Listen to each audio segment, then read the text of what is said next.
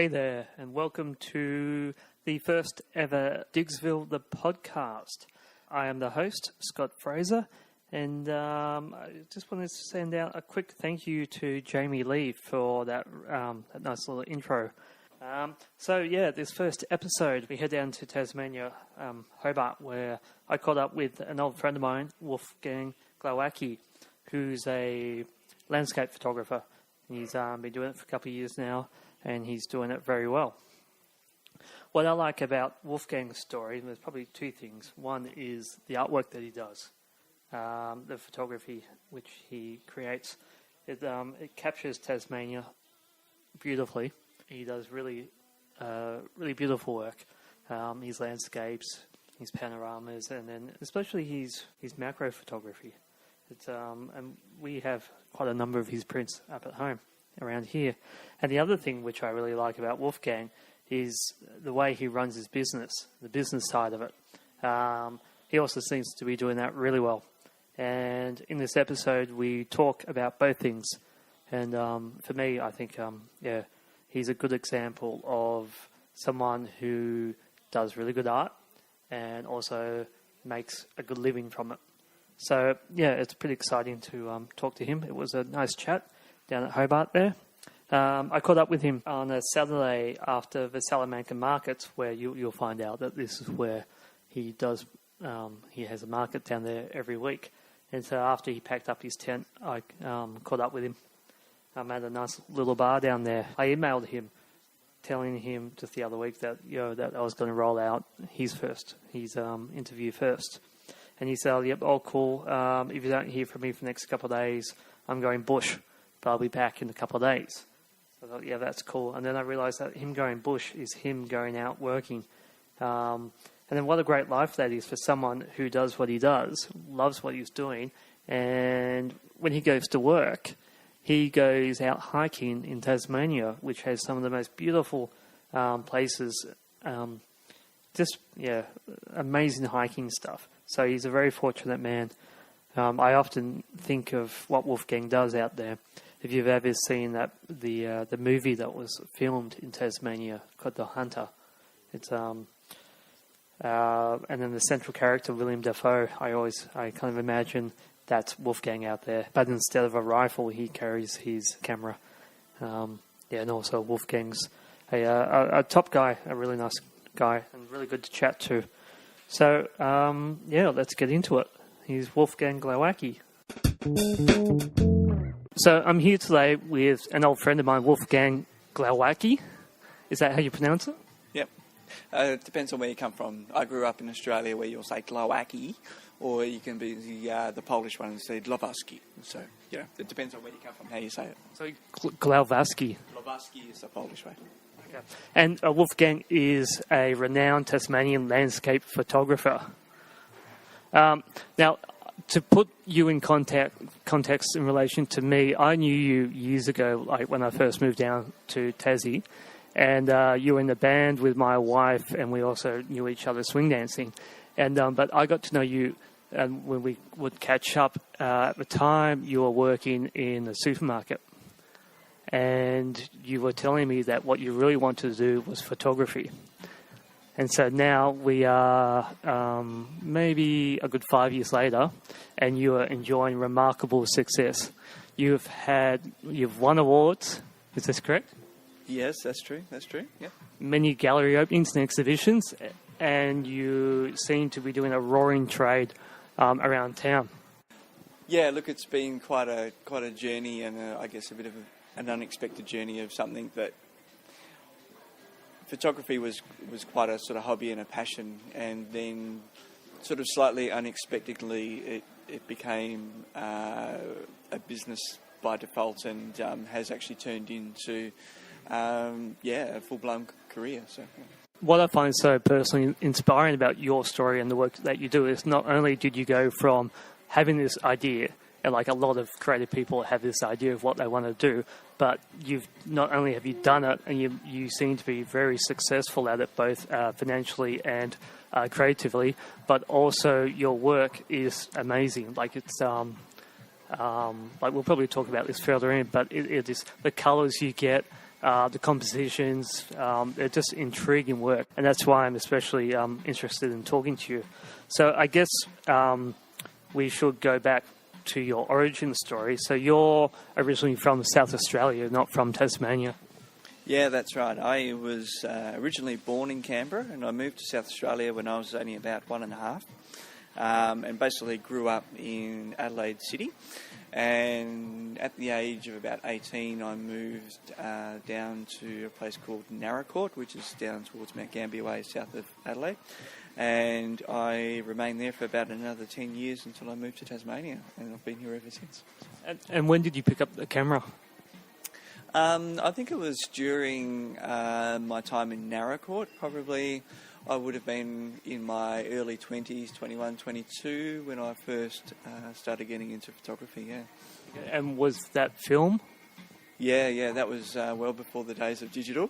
And the interest basically came about through, I was caving at the time, and because in a caving situation, when you try and take a photo, because everything's black, you had to introduce light, which made me start thinking a bit more about where the light was coming from and all that kind of thing, which then basically made me start thinking more about using the camera in manual modes and actually learning more about it. So, yeah.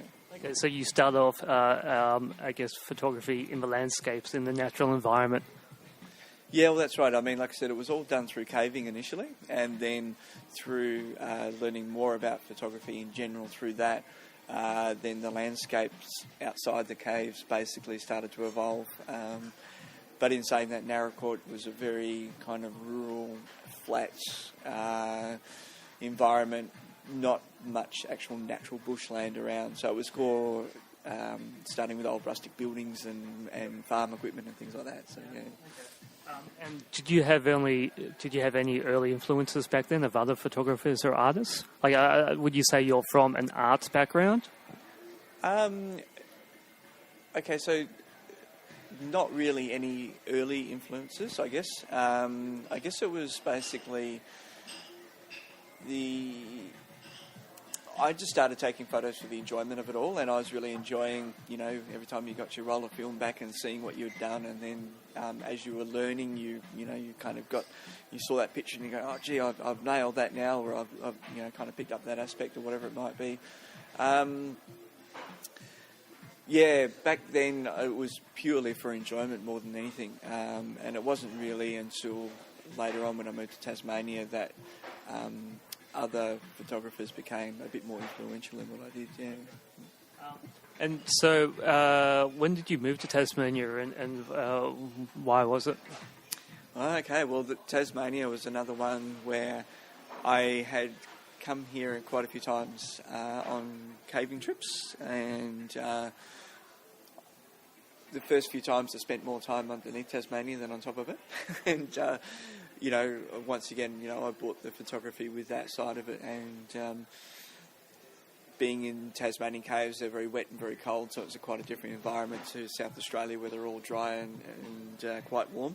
And I think on my third trip I actually stayed for about 6 weeks, and I only had 2 weeks caving in that time, so I spent a month cruising around and having a look around the place, and I think it was kind of then and then I decided that this was a pretty special and amazing place, and that maybe I wouldn't mind living here at some stage. And I didn't make the decision then, but it was pretty much not long after that, another trip following that fairly good. And what year was that?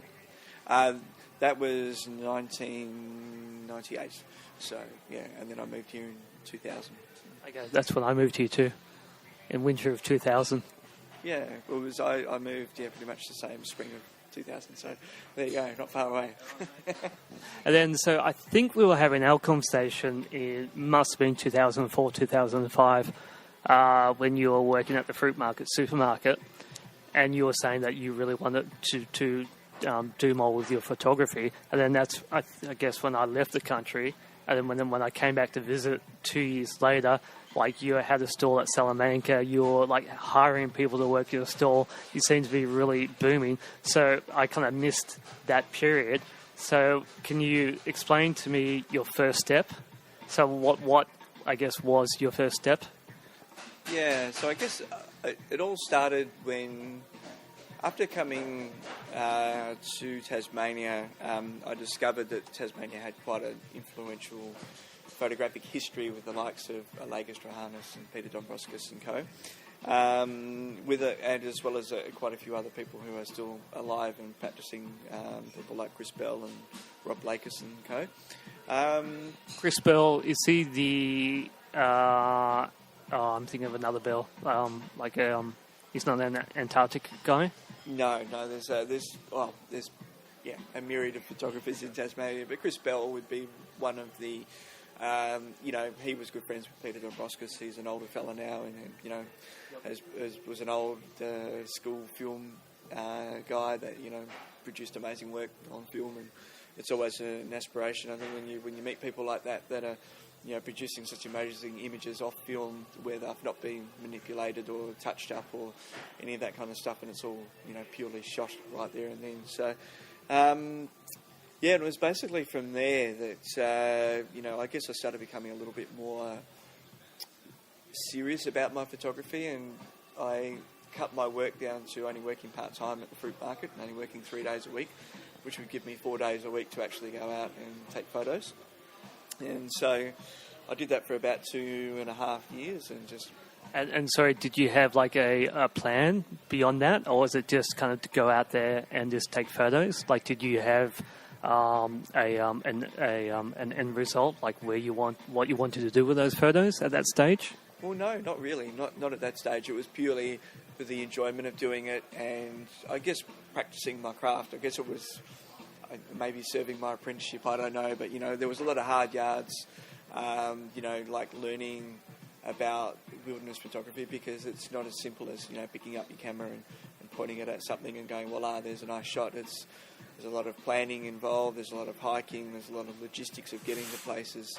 And sometimes you don't always get the shot you want on the first go, so it might be repeated trips to the same place and all that kind of stuff. So I think initially, it was purely just for my own enjoyment and learning. And then I guess after a couple of years, I actually started taking photos, and I remember kind of sitting down one night with a freshly processed batch of slides, and I was quite happy with this trip that I'd done, and my housemates at the time, I pulled out my light box and said, hey, have a look at these, and we put them out on the light box. And one of my housemates actually really liked one of the photos so much, he said, can you print one of those for me? I'd like to buy it. And I think that was the first time it made me actually realise, shit, I've actually taken something that might be, people might actually really like, and I think that was the beginning of the end. So you were shooting on film at that stage? I shot film pretty much right up until about 2006, and then it was about from there that I switched over to digital. So you've realised that you might have some financial worth to your photos, and was that your goal, do you think, to go to make money from it? Like I said earlier, I don't think initially it wasn't actually something that I thought, I'm going to make this my career and I'm going to make money out of it and all the rest of it. It was actually something that just totally evolved by itself, and I think I am a bit blessed with having a bit of talent in that area, and combined with plain hard work of learning how to grow a small business and make it into a successful business as well was a big part of it. And I guess it did reach a point where all of a sudden I realised that this could potentially become a career. And so did you start off getting a stall down here at Salamanca? Was that kind of your first step into meeting that retail outlet? Yeah, I guess so. So I guess I had kind of, people, a lot of, people like yourself and other friends kind of knew that I was a budding photographer, but I wasn't actually putting myself out in any way, shape or form. And I think that it was pretty much a good friend of mine, you'd know Deb Hewson, who I guess gave me that little push over the edge, and I think I'd mentioned to her about having a stall at Salamanca Markets, and that, you know, like, it would be nice to try it one day. But at the time I was, you know, like, struggling financially with only working a few days a week and paying rent and doing all the other things I was doing, and that the actual initial setup was not viable for me to do. And anyway, she agreed. Well, she wanted to lend me some money. She said, "How much do you need to get this going?" I was like, "I need $1,000." She said, "All right, here it is, and, you know, go and do it, make it happen." And initially I declined and said, "I just can't do it," and I was a bit shy about the whole situation. Well, that can be a very fearful step for an artist. Just that you can spend years doing your work at home, but just that first big step to make it public and put your work out there can be quite scary. And it actually stops a lot of artists from getting out there as well. Yeah, it was. And like I said, I initially declined the offer and thought, you know, oh, that's all a bit crazy and I can't do it. And, you know, is my work good enough to put it out there and all that kind of stuff. And then after I thought about it, after, you know, about a week, I kind of thought, well, look, this is an offer. You know, it's an opportunity. If I could either take it or leave it, and I could either keep working 3 days a week doing a job that I don't really like, stacking vegetables in boxes, or I can maybe have a go at this and see what happens. And what's the worst that could happen? It doesn't happen, and I go back to packing vegetables in boxes. And so I borrowed the money, and I guess you could probably nearly say the rest is almost history. Wow! So that would so that first step was having a stall at Salamanca, getting some photos printed out, mounted. So do you remember that first day? Yeah, I certainly do. I remember kind of having only about 20 different photographs, and they were all black and white at the time. And I had one little table with a couple of boxes, and I kind of sat there, and you know, I think it was nearly midday until, you know, a few people had stopped and had a look through and said, "Oh, they're nice," and then walked off. And I thought, what have I done? Oh my God! And then one bloke was doing the same thing, and then he said, "I'll have these two, please." And I went, "Oh, crackies! Oh my God!" And I kind of had a little mini heart attack. I didn't know what to do, what to say, or what to do. And anyway, I think that the first day I sold 4, and then, you know, the next week I sold a few more, and then it just kind of slowly, I think, you know, every week I just started adding in a couple new photos and things, and just started to try and make it look bigger and better, and I think I'm still doing that today, you know. Yeah. Well, how long have you been at Salamanca Markets for? Too long now. I think it was about 8 years now. I think I've been doing Salamanca. So. And pretty much every week? Yeah, pretty much. Apart from this year, as I've started to slow off a little bit, mainly because I've been too busy to actually do it, where I've had so much other work on outside of the market. But Salamanca Market's a bit like a big family where, you know, all the stall holders, you see the same people every week, and you have a chat and you sit around and have breakfast together or a drink after the markets or things, and it's actually something, part of my week I really enjoy, and I think I will miss it the day that I actually, you know, give it up. So. Well, I think you've struck on gold in taking your first step in the markets, because I don't know if it was planned, but from the outside, it seems like an ideal business model. And I remember at the time at the markets, you, as a tourist, it was hard to find a nice, high-quality souvenir of Tasmania. Like, you had either like a kind of tacky postcards or Dombrowski photos, and that seemed like it. Whereas I think you found that hole, I don't know if you did this purposely, where you're aiming at tourists with a bit of money who weren't afraid to spend a little bit of money on something beautiful, but also reminded them of Tasmania that wasn't like, you know, a stuffed Tassie Devil doll. Like, do you think that was planned, or was it kind of just luck? Yeah, I think initially I started with, I guess, fairly iconic kind of photos. So iconic places like Cradle Mountain, Wineglass Bay, and all that kind of stuff. But as I started to go to more obscure places and collect more different images, that started to introduce, I guess, a more artistic side to some of the work, where it was actually a photo built on its own merits, not just because of where it was shot. And then probably after about 2 years of doing the market, I met an amazing person who introduced me to the world of macro photography, and I guess since then the macro photography has become a big part of what I do as well, because there's simply not that many people that do it. So. Yeah, and I think that's what's stunning about your work. You have the amazing, I don't know if you call them traditional Tasmanian landscapes, but then you also have these beautiful, almost abstract colours that are the macro work. And so you kind of seem like you're kind of not hedging your bets, but you're covering all grounds. So if you want like a Tassie landscape picture, you go to Wolfgang. If you want like a beautiful abstract colour, you go to Wolfgang kind of thing. So do you see that as, okay, this landscape shot's going to be like the touristy shot, and this new macro one's going to be like the arty one, or do you see it kind of through the one eye? Yeah, no, look, it is. When I'm shooting, I don't always shoot to sell, so I'm not always taking photos that I think will sell. I spend a lot of time just taking photos what I think are just art, and I really enjoy taking the broader landscape stuff, and I love wallowing around in the mud, and taking macro stuff, and it's because both are quite different, and it's a challenge to do both, and but there's a certain saleability of both types of work, and I think the idea of being a purist artist is putting all your eggs in one basket, I think, where you will struggle and struggle and struggle and struggle your whole life, and I admire people that do that, because they're a lot more purist, and they're dedicated to what they do, and they wholly and solely believe in that. But you're not worth anything until you die. And then,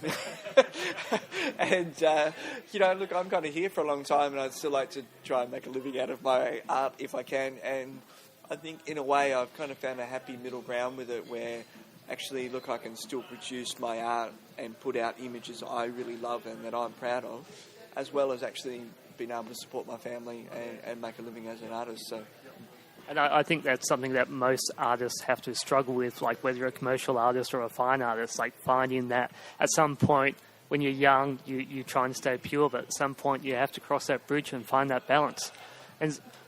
So do you get an idea of when you take a shot, like, oh, this is going to be a popular with the tourists? Look, yeah, there's definitely some times I've gone out and I've shot shots that I know will appeal to people. And I guess in a way that's, part of that selling your soul, to the devil and, giving in. But, look, if it means that I'm not having to go back and do other work, and it allows me to keep taking photos and doing other photography that I do enjoy, I think, I found my own inner peace with that. I'm cool with that. I can live with myself, and yeah. So what shots? I don't know. Can you narrow them down? What shots are popular with the tourist shots? Oh, look, I mean, I've got a variety of shots, and some of them are my macro ones that are ones that at the time I shot and thought, wow, these are just really lovely pictures, and I'd love it, like to put them out there. And then, look, I guess it's, a lot of the iconics, like we're here today, it's the, like you say, the height of the summer season in Tasmania at the moment, and tourists are plenty, and today at the market's probably my biggest question I got asked was about having photos from Mount Wellington, and, it's an iconic Hobart location, and a lot of people who grew up here or live here, they love a memory of the place. So, and in saying that, the mountain's my backyard, and I really love it, and I've got lots of photos, from the mountain, so I enjoy it too. Well, having said that, I was looking at your website just yesterday, and one of your recent shots from Mount Wellington I had my eye on is from the summit looking down over the city. And I think your comment was you had your eye on this spot for a while, and you kind of put yourself in a precarious position to take it.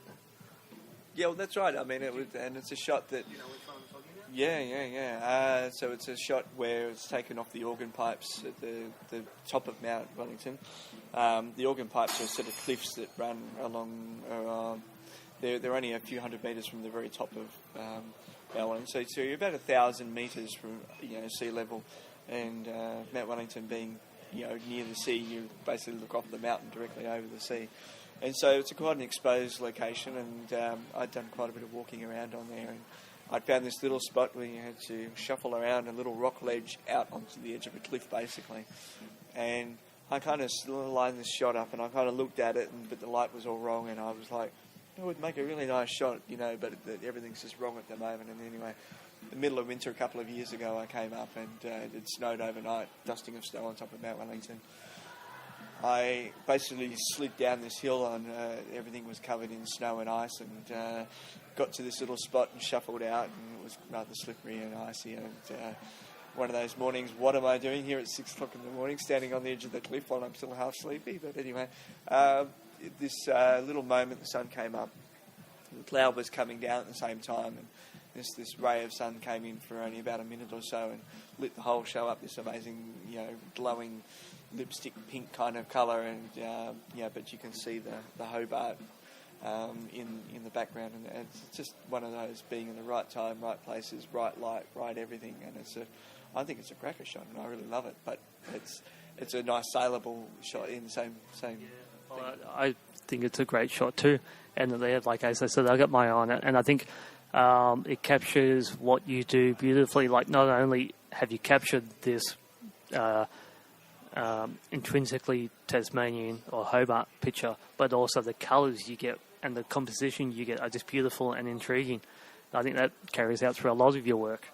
But so talking about out in the field, I guess I should ask you your field technique. And I'm not a photographer, so I don't really know much, but what kind of kit do you take out?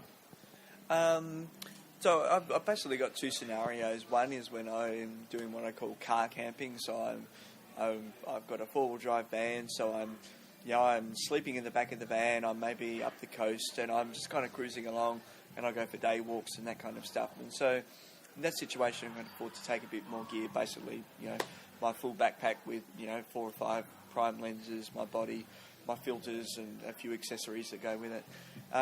When I go bush, which is where I go hiking for up to 7 days at a time, I have to carry all of my gear for 7 days. So that's my cooking gear, sleeping gear, my tent, basically all of my survival gear that I might need. So I have to carry an EPIRB, GPS, all of that kind of stuff.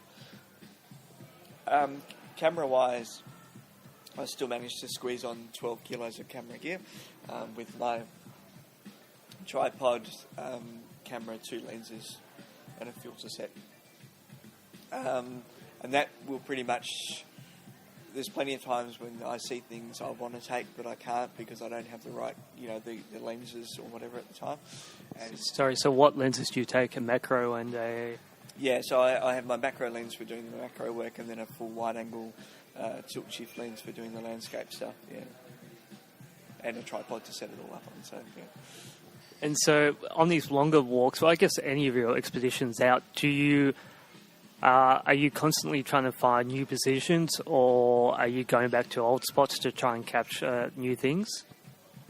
A bit of both. Because Tasmania is limited in size, there are, I guess, only so many locations you can go to. Tasmania is also very weather dependent, where, down south it might be raining and up north it's clear, and then vice versa, and east to west as well. So,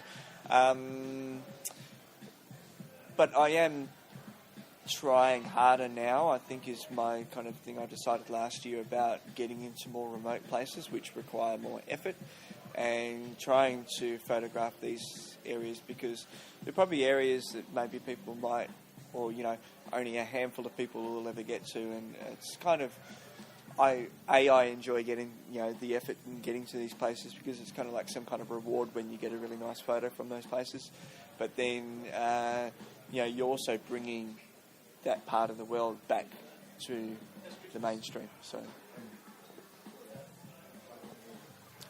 And so I know that you're doing a lot of, your focus is you're big drive at the moment seems to be environmental work and environmental awareness of some of Tassie's more precious environments. Has that, now that, I don't know, like I hesitate to say this, but now that you're getting more of a reputation, more weight to your word, do you think that's more pressure on you to speak out and to donate a lot of your time to these causes? I don't think it's more pressure. I think that for me, I feel it's a responsibility as someone who makes their living from the environment that I should give something back to the environment. And so it's pretty much as simple as that. There's times and places where I have more time to give to those kind of things. And I mean, there are things I do in my everyday business about using recycled paper, sustainable printing, all sorts of other things that you might choose.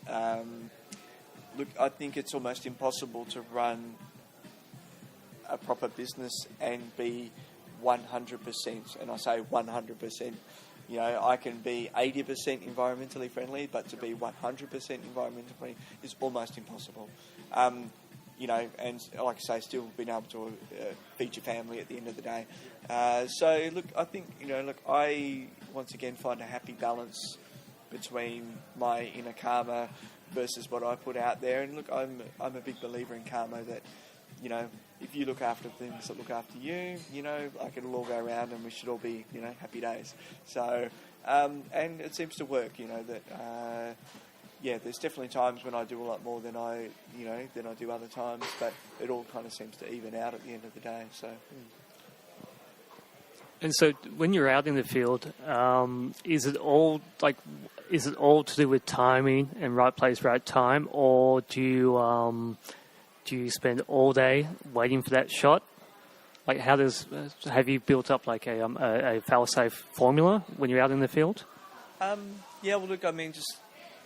Like I mentioned earlier about learning about landscape photography, that there's definitely times and places to be at the right times of day, you know, like early sunrise or sunset, different types of lighting conditions, all that kind of stuff. But I like to go to new places with a fairly open mind and just try and be open to what possibilities are there, because sometimes they're big, sometimes they're small. You know, like and I think the longer period you are out there and you're shooting, the more relaxed you are and the more calm you become and like connected with where you are, and so that you tend to start to notice things going on around you that, you know, will make photos, and allowing almost the photos to come to you. And there almost is kind of like a little bit of a sixth sense, you know, behind it, where sometimes I'll just be walking along and I think, I'm just going to go and look behind that rock or that group of trees there, and, you know, and I think that maybe photos are everywhere, but taking the time to notice them and find them is probably where a lot of photographers lack. You know, they've just a bit of intuition to actually think about what possibilities are before you in a landscape, you know, like you say, whether it's big or small, and where things might be hiding, and, you know, that kind of stuff. So as an outside observer watching you out in the field, is it just you sitting there just looking around, or are you kind of wandering around just constantly looking, or are you just firing off shots, like kind of like what would it look like? I guess from an outsider, you just see some random bloke walking around, spending a lot of time squatting down, looking at things closely, then standing up and looking up at the sky, and kind of generally just trying to take in the landscape as a whole and think about what's around me, what can I shoot, what can I make out of this. And then there'll be times when I just decide to lie down and think about the world in general for a while, have a little break from thinking. And I think that's all part of, you know, like that connecting yourself with the landscape. Like, you know, you need to like immerse yourself in it. And yeah, look, I think making a film of me doing that would look rather weird. I think if you were to kind of watch it, play it back to myself, I think it would look quite strange, and I do a lot of talking to myself. And look, it's part of being out there. It's, you know, 5 parts photography, but it's also 4 parts finding yourself.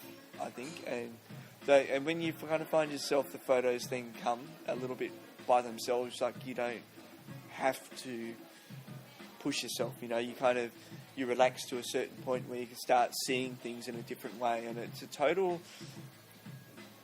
kind of I find it hard to explain this to people, and recently through teaching photography, people say, how do you do it? And I kind of go, yeah, well, I kind of don't really know, because it is this kind of little zone you get in, and some people get it, but a lot of people don't. Yeah. Well, we went on a walk the other day down to Fortescue Bay, and then we had our cameras and stuff, thinking we'll get some shots. Found nothing. Like, the most beautiful place in the world, and couldn't find anything. So it must be a skill that you work at, or a muscle that you work at to find those shots. Yeah, I think it is, and I think it's I guess it's like anything you do over time. The more you do something, the better you become at it. Like, it doesn't matter what you do in life, whether you're a baker, a blacksmith, or whatever. It doesn't matter. But also, if you're passionate and you really enjoy what you do, like, that will come out in your work too, if you know what I mean. Yeah. Okay, so just a bit technical here. Digital versus film. So you started on film, but now you're a pretty strong advocate for digital photography? Yeah, look, I mean, both have advantages and drawbacks. And I simply use digital these days. Like, while I initially fully trained on film, it was before the days of digital, and I learned how to hand process film, and I use large format cameras and all that kind of stuff. Digital lacks the tonality of film cameras, and it's really basically it's almost impossible to get a digital camera to look like film. You can get pretty close, and you can do different digital cameras will give you different, better kind of quality. I pretty much shoot digital these days just through ease of shooting, that I can kind of shoot and not really worry about that shot's costing me $1 every time I press the button, whether it's a good one or a bad one.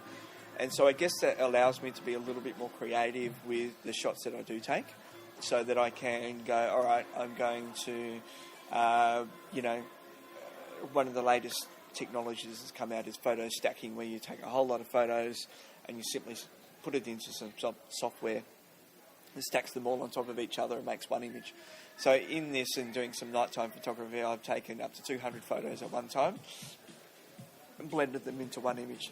Now, if I was doing that with film, well, the cost of the film, getting it scanned, then doing the process of loading into the software and getting it all done to make one image, would just, you'd have a $1,000 photo. So it's just, there's definitely some advantages to using digital these days. So.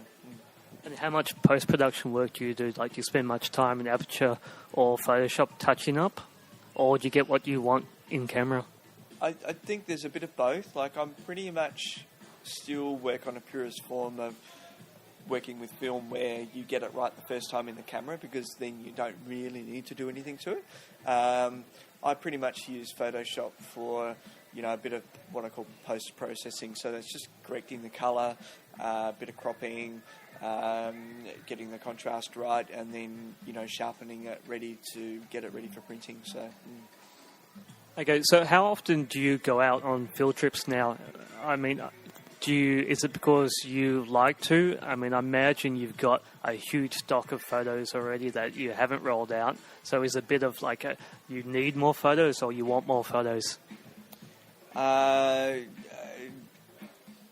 bit of both. Need is not so much the priority, but I like to go out and photograph. The last I'd like to say the last 3 years for me have been quite different, as in the first year of the 3 years, my wife and I built our first house, which took up, almost the whole year, and being in the building trade in part of my earlier employment. I took on a fair bit of the building load myself and really enjoyed it, but it also meant that I didn't get out very much in that time. Also during that year, we became pregnant with our first child, which after the child was, well, little Archie was born in April, I basically didn't shoot hardly at all for nearly a year, and I was just trying to come to grips with being a parent, and I just really didn't feel happy leaving my wife at home with a newborn baby until she was comfortable enough to say that I can deal with this. So what did you do in that meantime? Were you just still rolling out the same photos or going back through old stock? A bit of both. Over the years I've shot thousands of photos, and it is kind of nice sometimes to go back through some of the old stuff that you've kind of skipped over and thought, because I guess at the end of the day, when you take a photo, you are taking it for a reason. There's something you saw there and then that was worth shooting, and so it is nice to kind of go back and look over some stuff and think, actually, there is actually something in there. I just need to work a little bit harder to pull it out, kind of thing. And I think,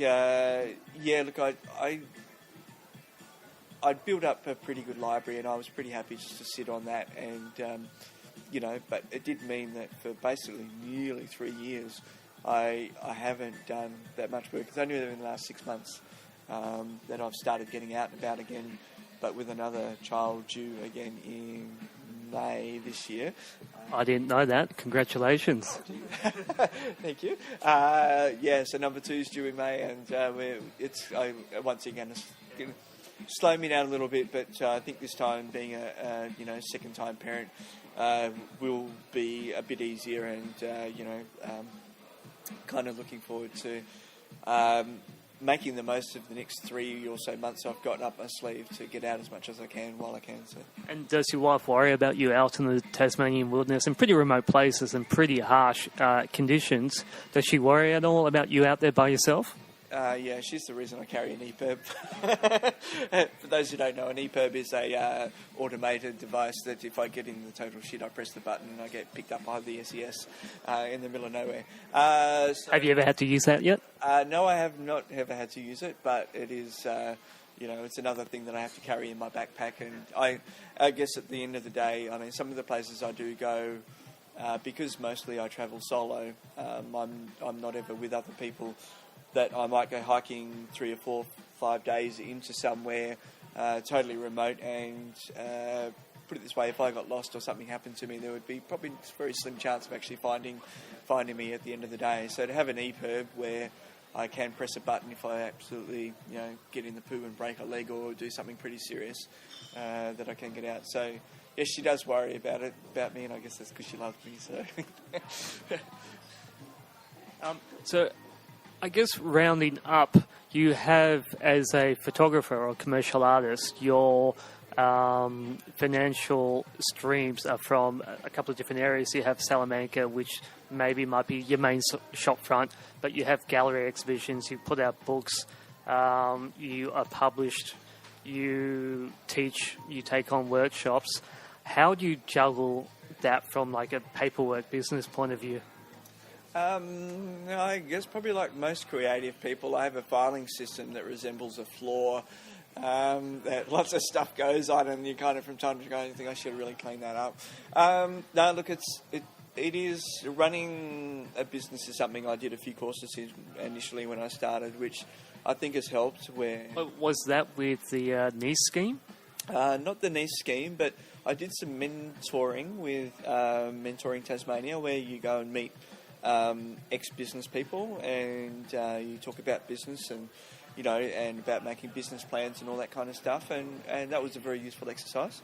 And I think through my years of employment too, I'd worked for a lot of different companies and different people, and I was aware of what makes a good business run and what doesn't, and I kind of had decided to put my knowledge into my own business. And look, there's a lot to keep track of. I employ 1 to 2 people, to help keep me up to date with what's going on. And my main assistant works a couple of days a week, and she basically handles most of my, paperwork, emailing, invoices, all of that kind of stuff, because as an arty-farty person, it's not my strong point. So, I've got to have a theory that,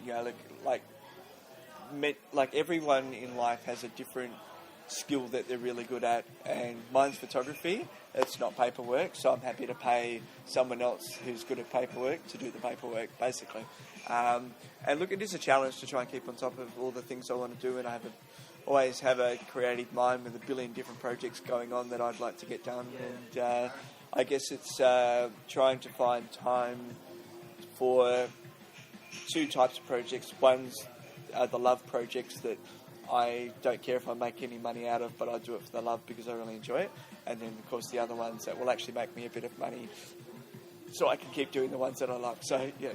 And I think for most commercial artists or artists, that's just the balance that everyone strives to create. I found it interesting that you actually did a business course before you started this, and it's coming out that all the successful people I'm talking to have done some form of account keeping or bookkeeping or business course before they started, and they're the ones who managed to find this perfect balance between the creative side and the commercial side. So I think that's kind of interesting, and I think that's where personally I failed when I was freelancing. Like, my taxes were a mess, and I was just jumping from one paycheck to another, and it was a really hard slog. So I think that's interesting. Yeah, I mean, it is. I guess, if you're going to invest a certain amount of time and effort into it, I guess you want it to work at the end of the day. And I think that's, for me, I was like, well, I've always come from a fairly modest upbringing where I've always had to, earn my pocket money. And then, when I started working, I was working hard for little money. And I think that made me appreciate the fact that, I really wanted to, if I'm going to invest my time and energy in this, I really want to make it work. And so what are the best models for making this work? And after doing the mentoring thing and a few other things, it came pretty clear to me that, you at least want to, because your business plan and all that is pretty much the groundwork of your actual business, and the other stuff comes from that. So, it was pretty important, really, to get that stuff sorted out from the very start. And I can't say I can look back through my business and say that I'd ever want to change anything that I've done. Really. Excellent. And so just walking around Salamanca markets in Hobart in the last week, as I said, I think at the beginning, a couple of years ago when I first came back to Hobart, you were the only one doing this kind of thing, this, I guess, digital landscape photography. And now in the markets, there's about 4 other people walking around town. There's a couple of studios open up. And I'm guessing you'll be hesitant to acknowledge yourself in this, but I think you probably started that. And have you influenced a lot of people? Like, is the competition getting a bit tight? Look, I don't think there's competition, and then there's other people that take photos. I mean, if you know what I mean. I look at what I do and I think, okay, if I was, I'm definitely not the first person to be doing what I'm doing. There was plenty of people before me, but I managed to make a bit of a niche in the market for myself, which help me get ahead a little bit. And there's other people who I've mentored who are now have become successful photographers in their own right. But it's like a lot of people say to me, they say, oh, you're the next Peter Dombrowskis, and I kind of like to think of myself, and I've said this, it's like I like to think of myself as the first Wolfgang Glowacki, that I've worked hard and I've created my own style and created my own markets. And look, I think there's enough room out there to do, for as many photographers as want to go out there. But my kind of simple business philosophy is, be the top of your game, be the best at what you do, and whether you're a beer brewer, a bagpipe player, whatever it might be, if you're the top of your game, you're always going to have work. And that's, and it's pretty much as simple as that. So, Okay, so I guess finishing up, what have you got on the books coming up? Like, I know you got a couple of big projects going on, but so what's going on for 2013 and beyond? Oh, well, 2013 hasn't even come around yet, and it seems like it's already ended in an amazing year. Look, all I can say is 2012 has been the best year of my business by a long shot. Been full of some amazing projects, some really big jobs, and I guess a fair bit of street credit has built up in this last year as well. And I think moving into next year will allow me to get on with doing some shooting, which I'm really excited about. I've got potentially 2 book projects that I want to do, one on the Overland Track and a follow-up to my Artscapes book number 1, so I'd like to do an Artscapes volume 2.